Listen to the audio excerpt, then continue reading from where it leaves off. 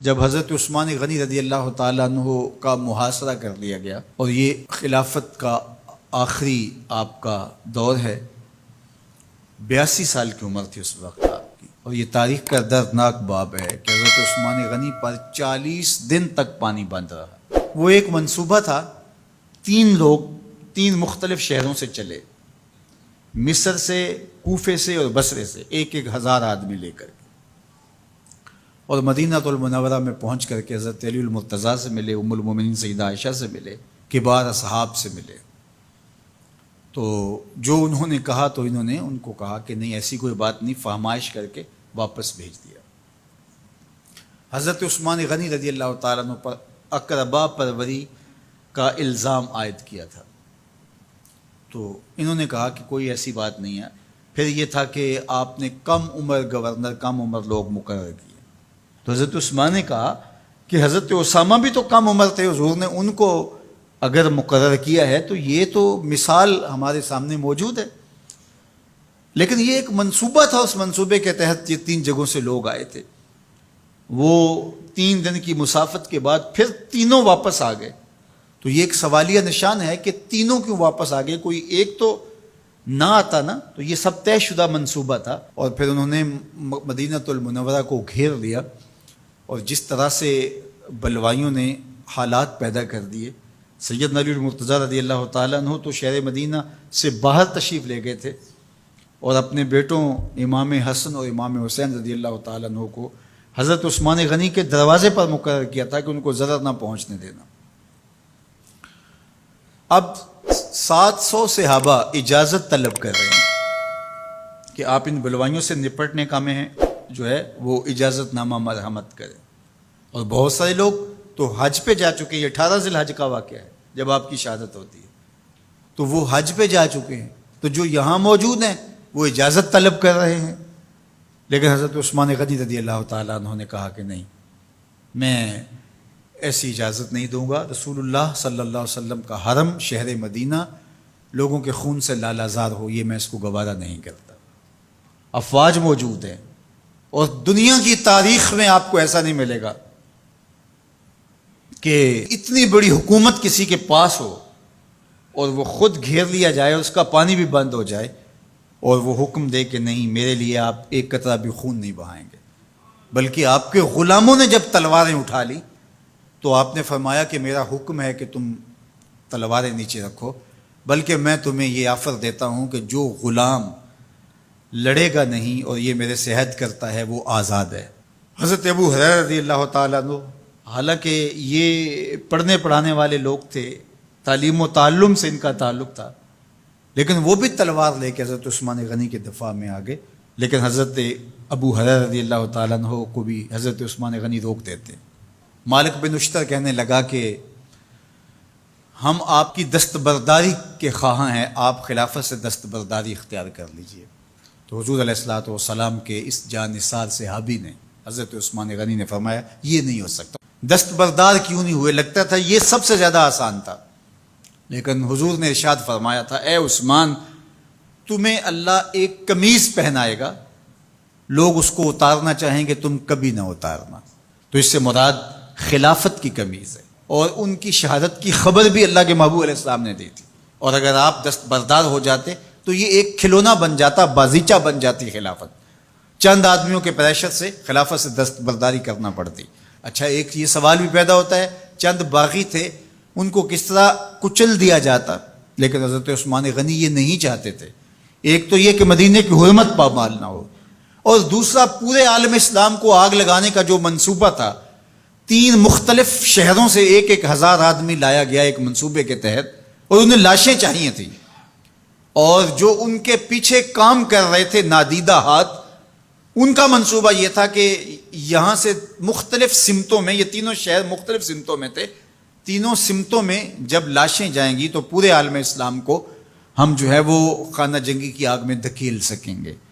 تو حضرت عثمان غنی ان سازشوں سے آگاہ تھے، تو سب سے اہون اور آسان یہ تھا کہ قربانی پیش کر دی جائے، اور پھر انہوں نے سن بھی رکھا تھا کہ 2 شہید ہیں، شہید تو انہوں نے بہرحال ہونا ہے، تو لہٰذا میں خلافت سے دستبردار بھی نہیں ہوں گا، اور شہر مدینہ کی حرمت بھی پامال نہیں ہونے دوں گا۔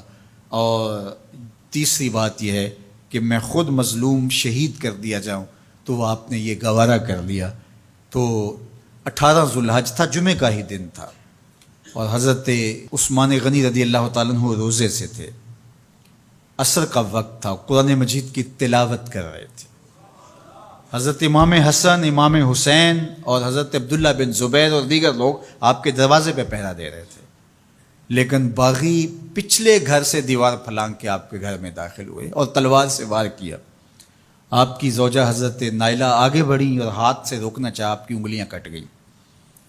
پھر دوسرا وار کیا تو حضرت عثمان غنی رضی اللہ تعالیٰ عنہ کا دایاں ہاتھ کٹ کے گر گیا۔ حضرت عثمان غنی رضی اللہ تعالیٰ عنہ نے افسوس کیا اور کہا کہ تم نے وہ ہاتھ کاٹ دیا جس سے میں وحی کی کتابت کیا کرتا تھا۔ پھر اس کے بعد آپ پر 9 وار کیے گئے اور آپ کو شہید کر دیا گیا، اور آپ کا خون قرآن مجید پڑھتے ہوئے اس آیت پہ گرا، فَسَيَكْفِيكَهُمُ اللَّهُ وَهُوَ السَّمِيعُ الْعَلِيمُ۔ تو حضرت عثمان غنی رضی اللہ تعالیٰ عنہ مظلوم شہید کیے گئے، بھوکے اور پیاسے شہید کیے گئے، ظلماً شہید کیے گئے۔ حضرت عبداللہ بن عمر رضی اللہ تعالیٰ عنہ فرماتے ہیں کہ حضور فتنوں کا ذکر کر رہے تھے کہ فتنے ہوں گے، بہت بڑے فتنے ہوں گے۔ تو ایک شخص نے چادر اوڑھی ہوئی تھی اور وہ مجلس واعظ کے قریب سے گزرا جہاں حضور کچھ ارشاد فرما رہے تھے، تو آقا کریم نے اشارہ کر کے کہا اس دن یہ شخص حق پہ ہوگا۔ عبداللہ بن عمر کہتے ہیں کہ میں اٹھا اور جا کے دیکھا تو وہ حضرت عثمان تھے۔ تو میں نے حضرت عثمان کے چہرے کو پکڑ کے تھوڑا سا حضور کی جانب کیا اور میں نے کہا حاذا، حضور یہ؟ اللہ کے محبوب فرمایا ہاں یہی، جب فتنے ہوں گے تو فرمایا یہ حق پہ ہوگا۔ تو حضرت عثمان غنی رضی اللہ تعالیٰ عنہ حق کی راہوں کے مسافر، جنہیں حضور کی زبان سے شہید کہا گیا، اور شہید کسی کا انجام ہوتا ہے، تو حضور نے فرمایا یہ شہید ہوگا۔ شہید وہی ہوتا ہے جو بحالت ایمان اس دنیا سے راہ خدا میں اپنی جان قربان کرے۔ فرمایا فَإِنَّمَا عَلَيْكَ نَبِيٌّ وَصِدِّيقٌ وَشَهِيدَانِ، اے پہاڑ رک جا، تو جانتا نہیں تیرے اوپر اللہ کا ایک نبی ہے، ایک صدیق ہے اور 2 شہید ہیں۔ تو حضرت عثمان غنی رضی اللہ تعالیٰ عنہ عظمتوں کے مینار، اللہ اکبر۔ تو یہ حضرت عثمان غنی رضی اللہ تعالیٰ عنہ کا یہ کارنامہ تھا کہ آپ نے اپنی جان پیش کر کے امت کو جو ہے وہ فتنوں سے محفوظ کر لیا اور امت کو بچا لیا۔ حضرت عثمان غنی رضی اللہ تعالیٰ عنہ پہ کروڑوں رحمتیں، کروڑوں سلام۔ ہم آپ کی عظمت کو سلام پیش کرتے ہیں، عقیدتوں کا خراج پیش کرتے ہیں۔ حضور کی خدمت میں ایک جنازہ لایا گیا اور حضور سے عرض کی گئی حضور اس شخص کا جنازہ پڑھا دیجئے، تو حضور نے انکار کر دیا، کہا میں جنازہ نہیں پڑھاؤں گا۔ تو صحابہ نے عرض کیا یا رسول اللہ، کبھی ماضی میں ایسا نہیں ہوا، جب بھی کوئی جنازہ لایا جاتا ہے تو آپ جنازہ پڑھا دیتے ہیں اور آپ نے آج انکار کر دیا ہے۔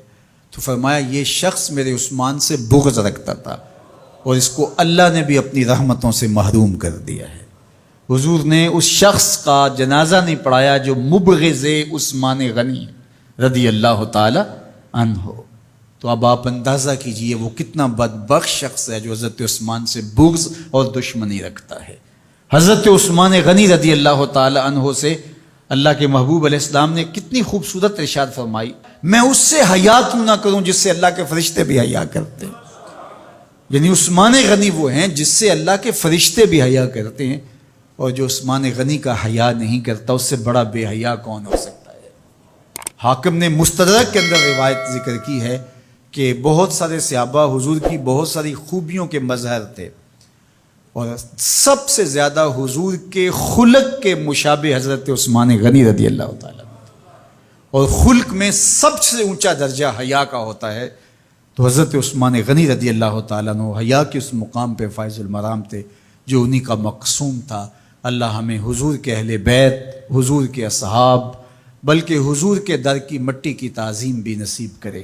اقبال نے کہا تھا خاک طیبہ از دو عالم خوش ترست، آن خنک شہرے کے آنجا دل برست۔ ہمیں تو طیبہ کی مٹی بھی اچھی لگتی ہے اس لیے کہ وہاں محبوب جو رہتے ہیں، تو محبت تو اس چیز کی متقاضی ہوتی ہے، محبوب کی راہوں کو بھی سلامی پیش کی جائے۔ تو جو حضور علیہ السلام کے ساتھ منسوب اتنی وقی نسبتیں ہیں ان کا احترام کیوں نہیں کریں گے؟ تو حضرت عثمان غنی تو داماد رسول ہیں، حضرت عثمان غنی تو ذو النورین ہیں، حضرت عثمان غنی تو حضور علیہ الصلوۃ والسلام کے محبوب اور حضور علیہ الصلوۃ والسلام کے پیارے ہیں، ان کو جنت کی بشارت دی گئی ہے، عشرہ مبشرہ میں سے ہیں، 4 جلیل القدر خلفاء میں ان کا نام شامل ہے، اور پھر حضور کی 2 صاحبزادیاں ان کے نکاح میں آقا کریم نے ان کو شہید خود قرار دیا، اور میرے اور آپ کے آقا و مولا نے کہا آج کے بعد کوئی عمل عثمان کو نقصان نہیں دے گا، اور کہا عثمان سے میں حیا کیوں نہ کروں، اس سے اللہ کے فرشتے بھی حیا کریں۔